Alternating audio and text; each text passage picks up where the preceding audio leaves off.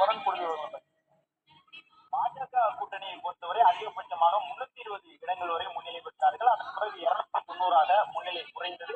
இப்போது மீண்டும் 300 இடங்களை தொடரக்கூடிய வகையில் பாஜக கூட்டணியினுடைய முன்னிலை நிலவரங்கள் மாறி அமைந்திருக்கின்றன. பாஜக கூட்டணியில் இடம்பெற்றிருக்கக்கூடிய தெலுங்கு தேசம் உள்ளிட்ட கட்சிகள் மாநில அளவில் அதிகப்படியான இடங்களை கைப்பற்றியிருக்கிறார்கள். பாஜக கூட்டணியில் பாஜக மட்டும் 237 தொகுதிகளில் முன்னிலையில் இருக்கின்றார்கள். 2 தொகுதிகளில் வெற்றியும் பெற்றிருக்கின்றார்கள்.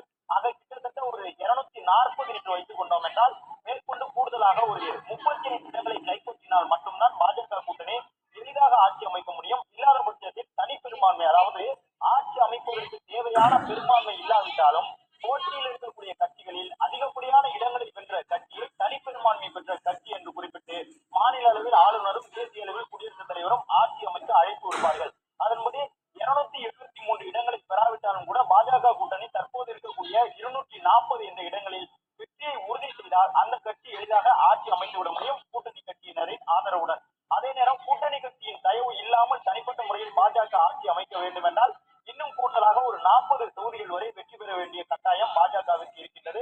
பாஜக கூட்டணியில் தெலுங்கு தேசம் 16, ஐக்கிய ஜனதா தளம் நிதிஷ்குமாருடைய ஐக்கிய ஜனதா தளம் 15 தொகுதிகளில் முன்னிலை பெற்றிருக்கிறார்கள். இதை நாம் தனிப்பட்டு குறிப்பிட்டு காட்ட காரணம், ஒருவேளை பாஜக கூட்டணி கட்சிகளின் தயவுடன் தான் ஆட்சி அமைக்கக்கூடிய சூழ்நிலை வந்தால் இந்த தெலுங்கு தேசம், நிதிஷ்குமாரின் ஐக்கிய ஜனதா தளம் இது போன்ற கட்சிகளுடைய பங்களிப்பு அதற்கு அவசியம்.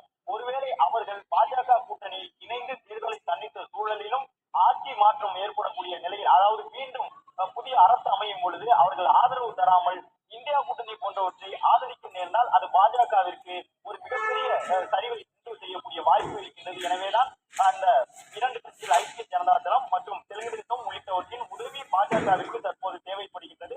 பாஜகவினுடைய முன்னிலையை பொறுத்தவரை 2 இடங்களில் வெற்றி பெற்று 300 இடங்கள் வரை முன்னிலையில் இருக்கின்றார்கள்.